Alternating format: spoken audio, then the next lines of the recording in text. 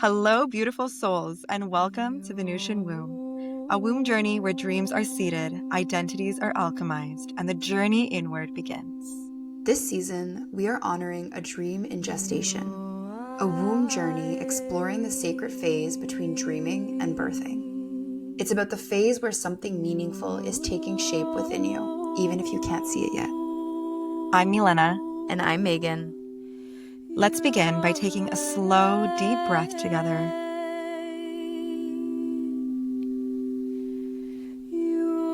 Feel yourself arrive, land in your body. This is a space to pause, to reflect, to connect, and to grow at your own pace.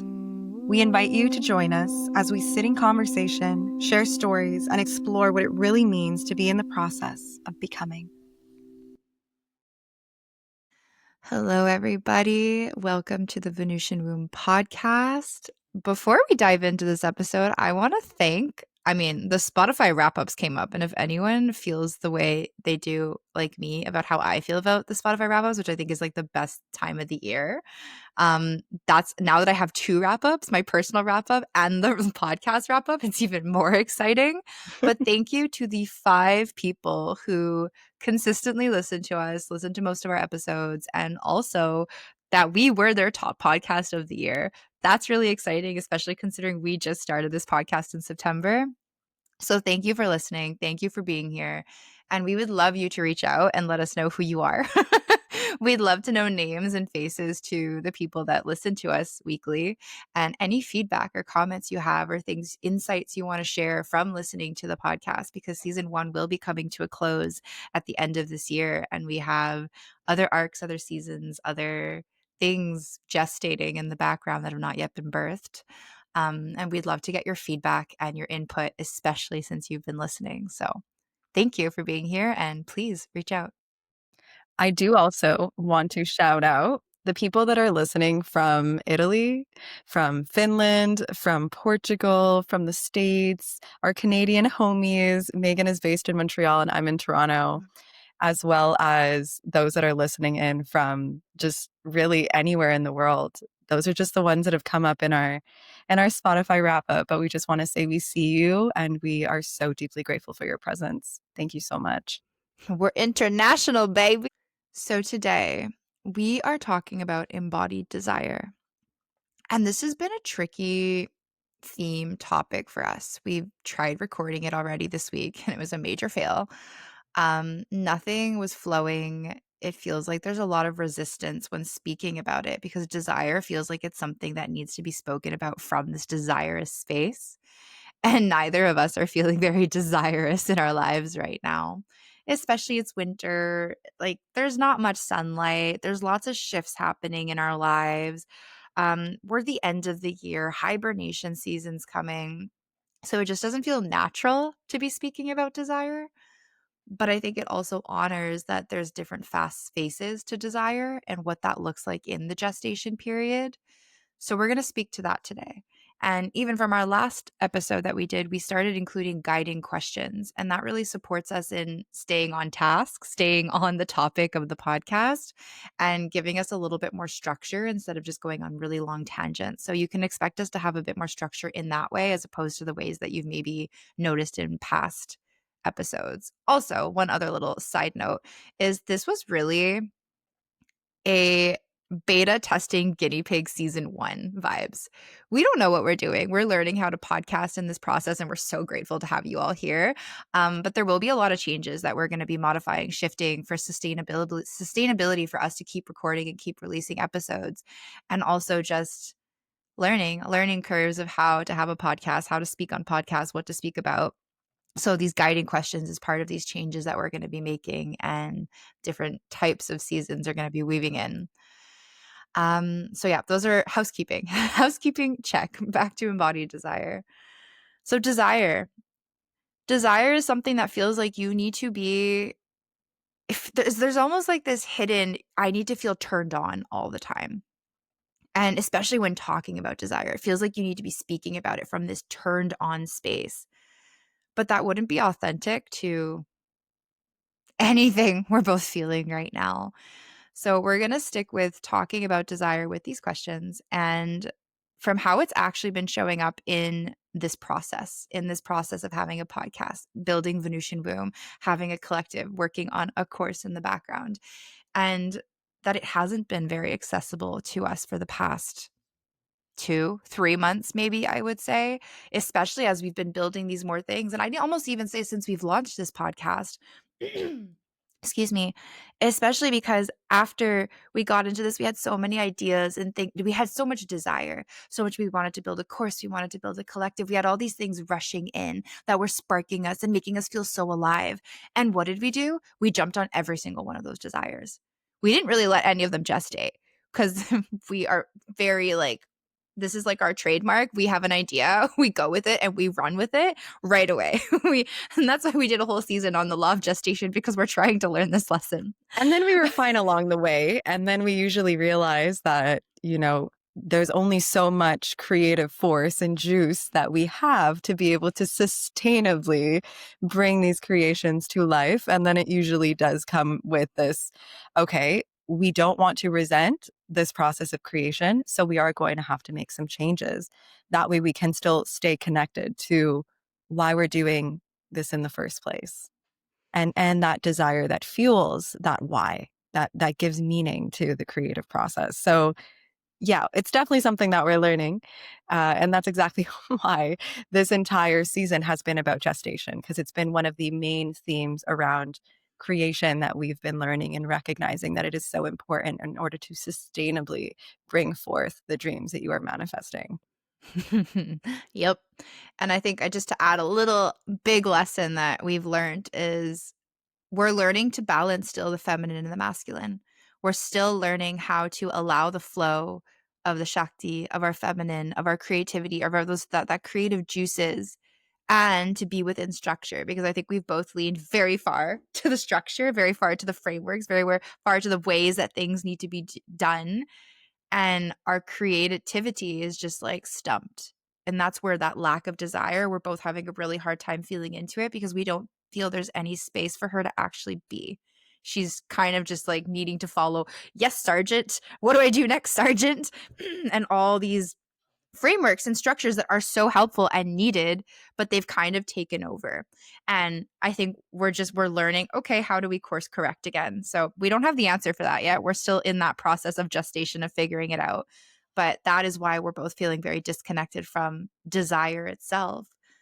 But in that, it's feeling very cyclical. That desire is going to be cyclical. Like, we're not all going to be especially if we just think of desire sexually and in romantic relationships. Like, we're not going to be desiring our partners 24/7 all the time. That's not possible. So why would it be the same thing for our dreams, or anything that we're trying to co-create in this world? That being said, are you ready to dive into the questions, Milena? Let's dive into these questions, Megan. So the first question we have: where are we each meeting the absence or quieting of desire right now? And what does that reveal about the phase of gestation we are personally and with this dream? We are in personally and with this dream. I feel like I can start with this one. Is recognizing in what areas of my life have I tried to be in control, that I've tried to clench on too strongly to what it is that I am currently creating and bringing into manifestation, and the when it is happening. And I find that in these moments, I'm trying to play God and I'm trying to have control over my creation, and that being the creation of myself, like genuinely going through these portals of death and rebirth, and recognizing that as you continue to walk along this path of really meeting yourself with loving awareness and with radical honesty, and learning from experiences of life. In that awareness, there's a lot of things that you come to understand about how you desire to refine how you're showing up as a person in the world, and how you're relating to the world around you. And I find that I've always believed in this idea of as within, so without. And if I want to create anything in this world, it really does begin within myself. And it really begins with, how am I creating my internal world to be a frequency, an energetic match to what it is that I want to create outside of it, like in the world around me.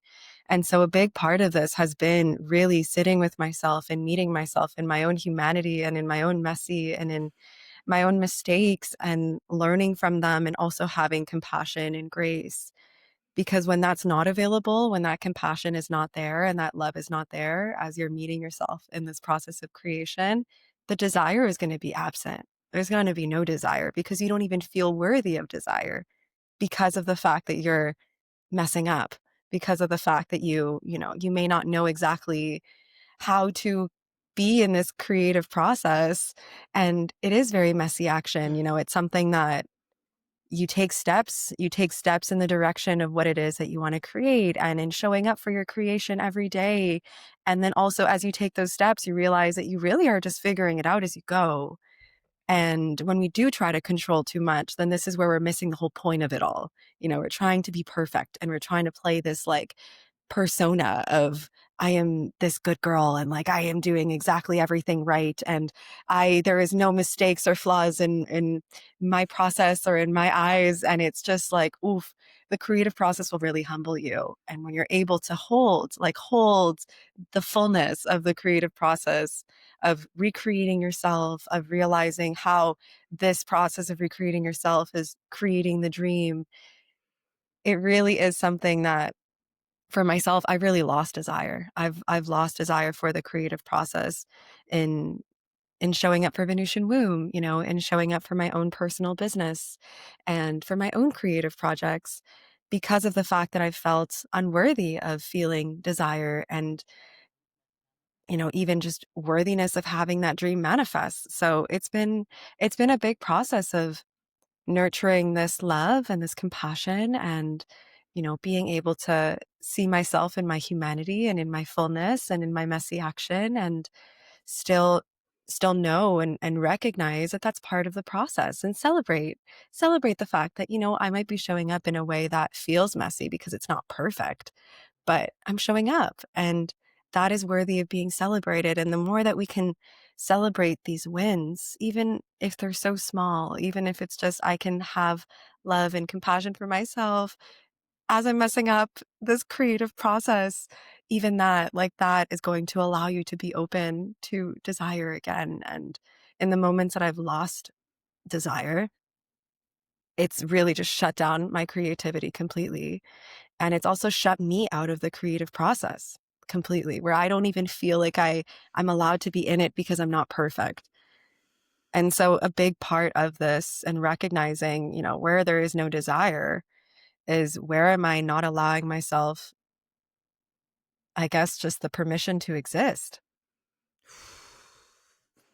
That's really what it's come down to, is I don't feel any desire. Where am I not letting myself just exist? As you said that, the tension, there was like a liberation, but also a collapsing at the same time from the truth. Even my stomach feels like it's doing somersaults. Wow. That was powerful what you just said, because it's so true. It's so true. And it's scary that it's true, because then that also shows how human we are. And how easily the little switch of like feeling desire and feeling like activated and going with the momentum can easily be switched off when one of those wounds or one of those parts of us get activated. And I really relate to pretty much everything you said. I think the only thing I would add is that control is like that forcing, that trying to Mhm. force your dream. Once you Yes. start, desire gets lost the minute you stop co-creating with God. you start taking control and trying to force it to be the ways that you want, for so many good reasons, right? Survival kicks in, like, well, I want this to sustain me. I want this to be my financial provision, and well, it's not bringing me much right now. So like, what do I need to do? How do I course correct? And then falling into these different patterns that is not even how it was originally created, and then almost like trying to take control of what's been birthed or what's been co-created. And that's when it just falls out of alignment, and then that whole spire, that eternal flame, or that little flame that was driving you forward, is like, but now you're feeding me with something that is not even how I started. So like, you're killing me actually. Like, what are you doing? So yeah, I think that's a very complete answer. Good job, babe. That was that was a good answer.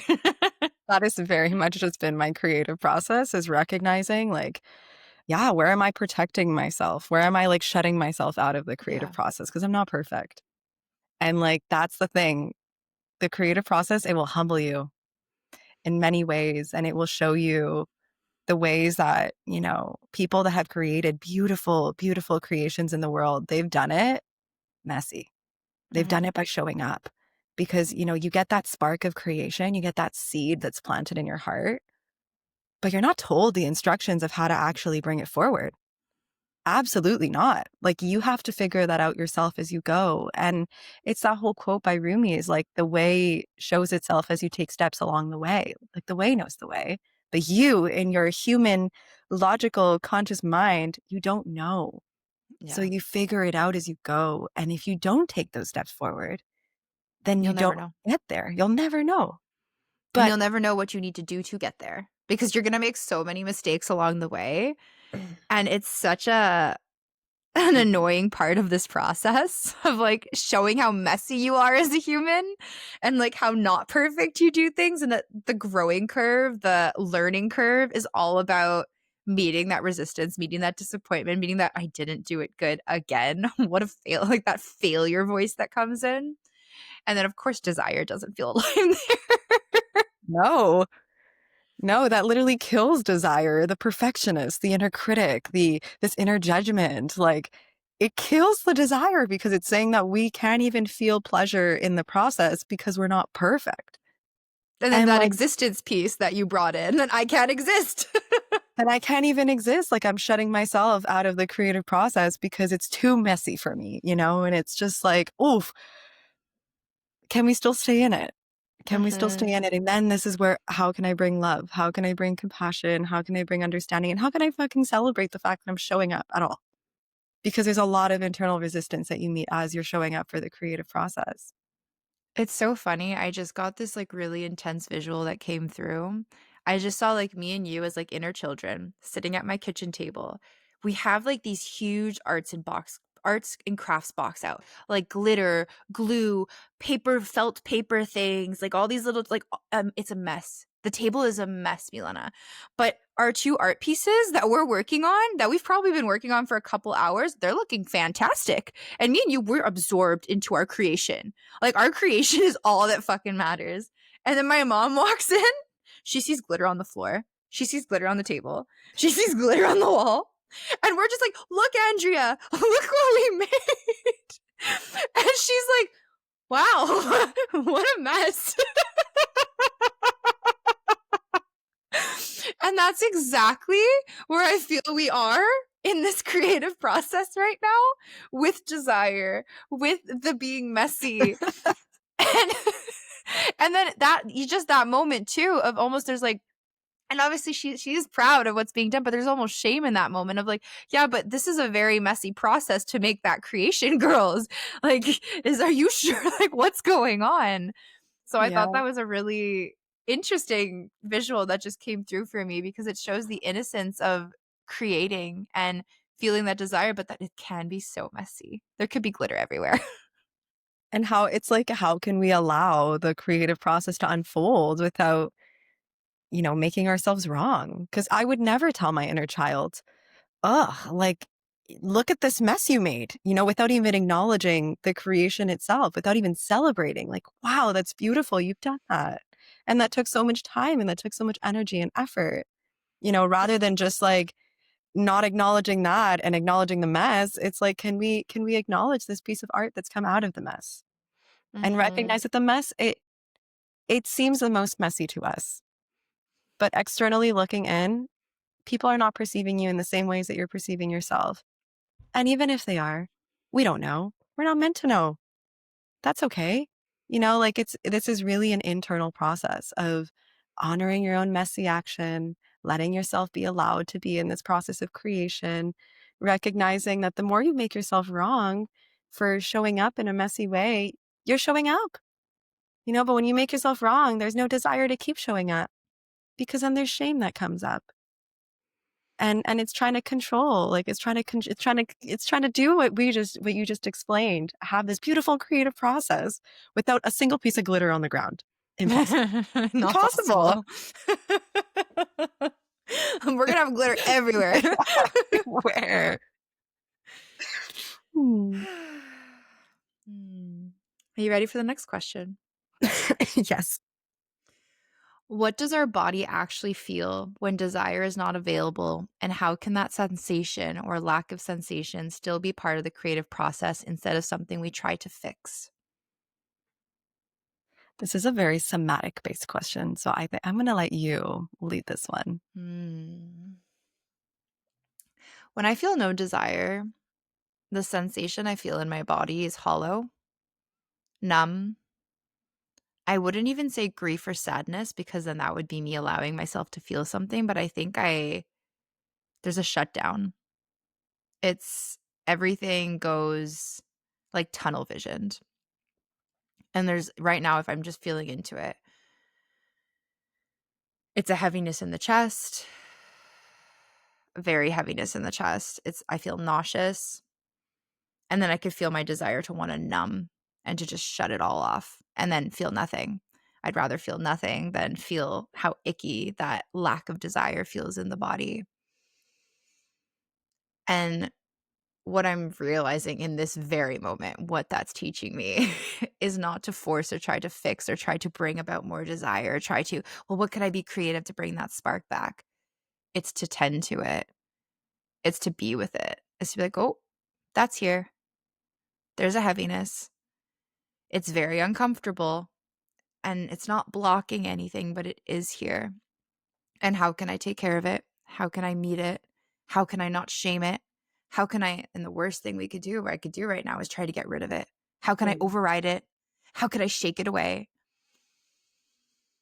Because this is part of the process, the ebb and flow, the cycling of feeling desire for something, not feeling desire for something, meeting every part of yourself along the way, which is exactly what Milena was talking about before, is the being recreated in this process to be the person that can hold the dream. And we've talked a lot about this concept in this season because it's been probably the biggest theme we've really learned with the law of gestation, is that we're recreated in the process of creating something.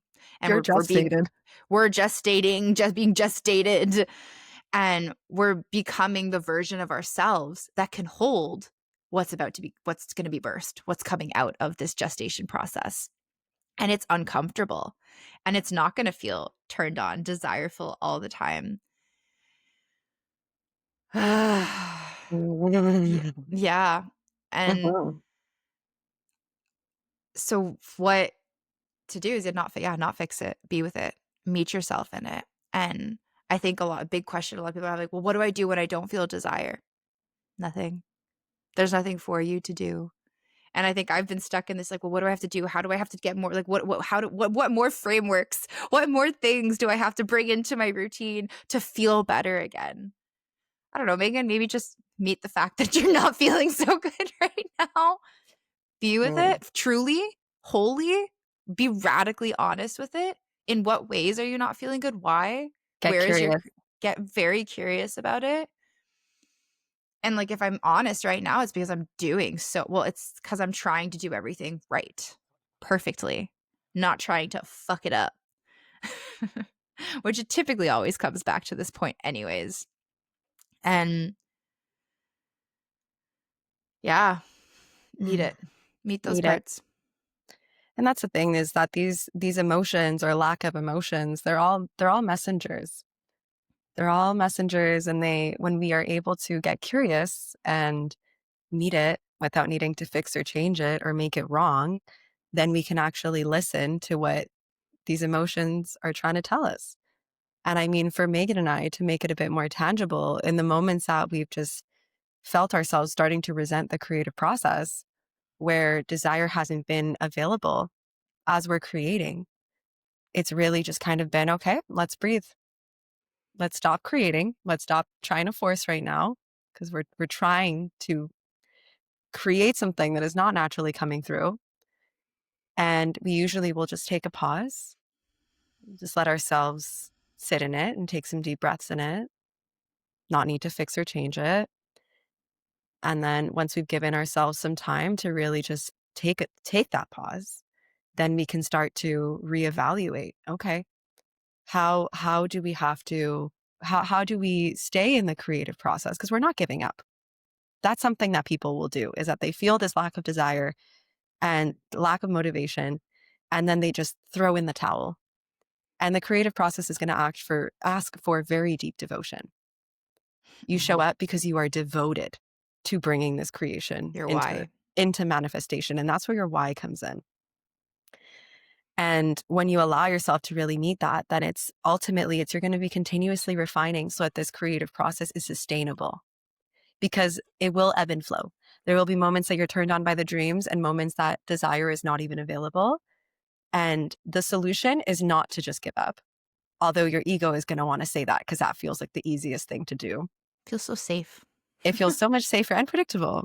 But also, again, that creation, that seed that's been planted in your heart, you're not going to see it bloom. You're not going to see it grow. It'll just stay as that potential, and it'll be that what if. So a big part of it is, really just taking a step back, letting it be, not needing to fix or change, getting curious. And then from there, refining, what are some things that maybe you have to pull back on? What are some things that, maybe you have to rework for the next chapter of your creation, so that, because we're learning in the process, right? Like, oh, this isn't really working. This is really blocking my own creative flow. How can we balance? And then it's that finding balance between the masculine and the feminine that just wants to be in this creation and this expression that wants to bring things forward. And then the masculine that's really trying to hone down and anchor all of this creative potential. And it's trying to, guide it, but in a way where it's not suffocating. It's not controlling or constraining the creative flow that is moving through you. Yeah. So I feel like that's all I would really add to that. And I just add one thing because I love how you made it more tangible and just an exact example of how this episode. We tried filming this on Tuesday. We Yes. tried for 2 hours. We Yes. tried forcing it, and it didn't happen. And we ended that meeting saying, "Well, we got nothing done today. We felt like shit." We both were like, "Are we really? Is this really how we're ending it?" And we agreed, "Okay, we take tomorrow. We don't even talk about Venusian womb. We do us. We do anything but Venusian womb, and we just let it. We'll come back on Thursday and see what happens." Well, we're here. We're 27 minutes into an episode. It seems to be flowing. Things aren't shit. I have more desire in me than I did at the beginning of this week or even at the beginning of this episode. Yep. And there's more flow. There's more structure. There's a balance between the flow and the structure. And it feels more embodied to be speaking about it right now than it did like even this morning. So that's just an example. It's like, yeah, the refinement that you need to give your space the time to course correct and be honest. On to the next. On to the next. I can read this one. Go ahead. If desire begins as a whisper rather than a spark, what is the faintest thread of aliveness we can sense today? And what helps us access even a small hint of desire? Play. Play. Mm-hmm. Because you know what? When you're playing, you're not performing. You're not trying to make it perfect. You're just innocently letting yourself be, and to get playful with it, to get explorative, to get experimental, to be curious. And I find that the moment that I can just let myself, and I find that especially when it comes to a business endeavor, there is less of this inner child. I don't really let my inner child be part of the process because my adult self is trying to take over. And it's like, oh, this is a business, like we got to do this thing with like all these frameworks and like follow the formula and like do it the right way. And it's just like, okay, that doesn't sound fun. Can we just play? Like, please? And so I find that when when I'm really trying to feel this faint thread of aliveness, I try to connect to my inner child, and I just let my inner child lead. Because you know what? There is so much that we can learn from this part of ourselves that is filled with wonder and imagination and curiosity and joy, just for the sake of just being. And I find that my inner child, my adult self can learn so much from the little girl inside me. And my inner child is not trying to be perfect. My inner child is just trying to be. And so when I find that I'm trying to connect to aliveness, I'm like, okay, where can we play? Where can we be? Just be. Yeah. Mm, I think for me, it's just definitely dancing. Like, and that comes out, like the inner child comes out when I'm dancing because I love to play with the music and let the music move me. And even if desire or that big flame of spark doesn't feel accessible for me, I know that the minute I start allowing music to move my body and feel into the sensations and the feelings that are coming through with that, it's inevitable that there's a spark of aliveness that's going to come through, whether it's like a seductive little spark, a flirty little spark, an angry spark, the rage, whatever emotion comes through that makes me feel more alive. And that's going to propel me into creating something. And maybe it's not a creation that's going to be given to the world, but a creation of my expression in that moment of like what I'm feeling. And to me, that, yeah, and that's play. That's how my play comes out. Yeah. I so something that I've been doing is I've just been laughing at myself. I love that. Is I'll like, do you ever just have those days where like you're going through your day and maybe you trip over your own foot, or like you walk into a counter, or like you're so in the mundane that you're not really being present and embodied and aware. In those moments, as much as I just want to get so angry at myself and be like, oh, fuck, I'm so dumb. I'm such a silly goose, and be really harsh. I have just been resorting to laugh, just I laughing at love that. myself. I'm like, oh, goodness, wow, ow, that hurt, or that was silly. Haha. Even just being sick right now, like the most mundane human things are just so much more difficult. And I move so slow, and it's so hard to just even go to the bathroom. Like it's just ridiculous. And it's frustrating, and it's asking for a whole lot of patience from my body as it's moving at the pace that it's capable of right now. And at the same time, it's like, okay, let's just laugh. Let's laugh at this human experience and, not take it too seriously. We don't have Mhm. to be in this creative expression for the sake of it being part of our big creation that we're releasing to the world. And like every creative act that we do has to be part of this bigger creation. It's like, no, nope. Can we just Yeah. create to create for ourselves, not to actually be shared or part of any other greater agenda, but more than just being? Because life really isn't that seriously. And we do have to enjoy the process. There's this piece, and I love how you said, because I think there's still big parts of me that says whatever I create needs to be shown to the world. It needs to be like performed, or it needs to be broadcasted, or it needs an outlet for others to see these creations that I've done. And what I was coming through really strong was the consent we need to offer ourselves to be witnessed in this creation, even if it's just for ourselves. We need to give ourselves permission to witness our own creative process, as well as for others to witness the creation that unfolds. And there's this really important element of choosing. And it's instead of just like creating something and putting it out there, if there's never a real check-in with self, with the body, with allowing yourself to be like, yes, I consent. There's this like choosing that your creation is now being put out into the world instead of just like creating something and putting it out of the world. And there's no actual like permission that you've given yourself or others to witness the creation. There's like this whole piece that's missing to feel safe in your desire, in your creation, in what you're even producing and why. Because we keep coming back to that why, and it's like, okay, but then how do we do that? There's like this little piece of actually giving yourself consent to release it. And it doesn't have to be this big thing, but acknowledging the permission that's being given. And then that's also going to help you filter, what do you actually want to release to the world?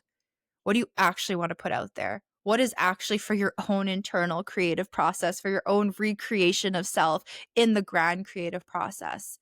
And that's going to help act as like an antenna or like a radar of what is for the collective, what is, or what are you actually consenting to be witnessed, to be felt, to be seen, to be held by others, and what is for you or for within whatever, whoever you're co-creating with.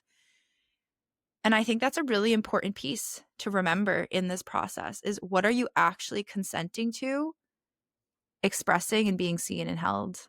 And I think this ties deeply into desire and where desire might fall flat when you start to notice that your creative outlet or whatever you've created, did you really consent to letting it out to you, not to like anyone else, just to yourself, to like your own, like where it came from, to those feelings, those sensations, or did you just create something and bleh? So there's like a conscious creation within that process, Yeah. is we're consciously choosing to let ourselves be in just creative expression. Yeah. And I feel like, I do want to tie this in because we live in a world where most people in this world are online. We're living our lives with our phone in our hands. Most of us are on social media. There's a lot of creators out there. There's a lot of people, especially like these UCG creators that are they're UGC post you or UCG? I I don't have know. no idea, but Okay, one let's of them. just say creators out there where they're continuously posting about their lives. And we do live in a time where, everything's online. Everything's out there. People are posting, sharing their lives online. And when we're doing that, then, it's like there isn't this containment of creation of I'm just creating this for me and not to post, not to be seen, not to be part of any type of greater, grander creative endeavor, but just for me to be in my own creative energy and to witness it myself. And in Mhm. a world where we see something beautiful, we immediately want to go get our phone and record it.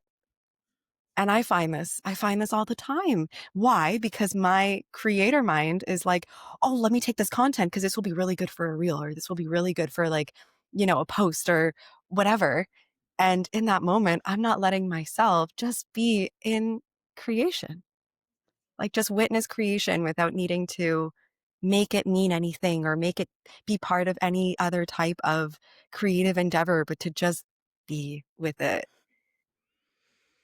And that's not a bad thing. I mean, it's just we're living in different times. And it's something that I do feel has so much value to be able to just be in creation for yourself. Because those are the moments that are going to shift your embodiment. Those are the moments that are going to open up your creative potential for all these other things that you are sharing with the world. But not everything about your creative essence needs to be shared. Not everything about your creative essence needs to be documented. Not everything about your creative essence needs to be recorded. Can we just be in the present moment and not need to grab our phones to record ourselves in our creative energy? And I do this I've done this where I'm having a beautiful, tender, sweet, just moment with myself and I'm noticing myself vocal toning and I'm moving my body and I'm really just like just dropping into this beautiful moment with myself and my own creative energy. And then immediately I go to get my phone and I get my phone and I prop it up and I press record and then poof, gone. That natural essence is gone and it doesn't flow. Even subconsciously, I am performing and I'm not trying to because there's nothing to perform. But subconsciously, the moment that I know that there is a camera there, my creative essence just collapses in on itself. And that is something that I do want to bring here because, you know, in this time that we live in, it is rare and it is beautiful to be able to hold that for yourself and to not have it be seen or broadcasted or publicized, but to just be with it for your process and to witness the ways that it is shifting you just for you to know. And that embodiment, when you can allow yourself to have those moments, it will shift your embodiment. You will have more creative juice for your other projects. And then that energy will be able to be shown. And it's just, yeah, it's just something that I feel is important. And I find that a way that I've been practicing this for myself has been journaling, just journaling or creating poetry and not for it to be shared by anyone, but just for me to just have it in the confines of my own journal and my own book, and I get to read back on it. And those moments, those intimate moments with ourselves, that is also what builds this creative potential, so that then in other areas we're sharing that and it ripples out. I feel like the last thing that I do want to say is, in whatever it is that you are creating, create it from your heart. Heart literally has the word art in it. It is the most natural expression of creation, is this frequency of love. And when we are creating from this place of love for the creative process, love for ourselves and the inspiration that's moving through us, when you allow yourself to create from this frequency, it really does make this creative process so much more than you. You're not creating it for your ego. You're not creating it for the validation. You're not creating it for what it's going to give you. It's not this conditional creation. It's, I am just going to create this because it is the ways that love is moving through me. And I'm just going to be a vehicle for this frequency to move through me and to create through me, not for anything else. And we allow ourselves to be in that space, then naturally it is so much more magnetic. And it also amplifies that intention in our art, and it's felt. So that's my last little tidbit, whatever that word is, of advice for anyone that feels stuck, is just create from your heart, whatever's on your heart. If you're moving through heartbreak, create from that heartbreak. If you're moving through sadness, create from that place of sadness, and know that there's love also in that space. Whatever it is that's in this heart space, is just allowing yourself the expression. And by expressing it, you're releasing it, you're transmuting it, and we can come back. And there's been this a saying of like, how can I empty my soul? Like, empty myself so that it's out there, it's released, it's shared, and it comes from that place. And when creation becomes conditional and we want something out of it, then that's usually where we get stuck, And where desire fizzles out. where desire is gone. Yeah. So create unconditionally, just for the sake of it. Yeah. So with Thanks, that, love. That was thank you. beautiful. So thank you for tuning into this episode. And thank you to the consistent listeners that come back every week or have listened to multiple episodes. We really would love to hear from you. We'd love to hear your feedback. We'd love to hear what you want more of, what you want less of. So please, please, please either leave a comment on here. Our email is in the show notes. You could reach us on Instagram. You could find us on our website. There's so many different ways you can get in contact with us, because we really want to hear from you. What we're going to be creating forward, we want you part of this process, especially if you enjoy it. So reach out to us. We only have 3 episodes left to this season, and they're going to be juicy. We have one more guest speaker lined up, and we're really pumped for that episode. So thanks for tuning in today, and we will see you next week. Thank you for joining us inside the Venusian womb. If this episode spoke to something within you, we'd be so grateful if you left us a review or rating. It truly helps our podcast grow and reach more beautiful souls who are on this journey of becoming. You can also share this episode with someone who may resonate with this message. Sometimes the right words arrive exactly when needed the most. Remember, growth takes time, and everything you're becoming is unfolding exactly as it's meant to. May this Venusian code activate the Venusian energy within you. Until next time, take a breath, trust the timing, and keep tending to the dream within.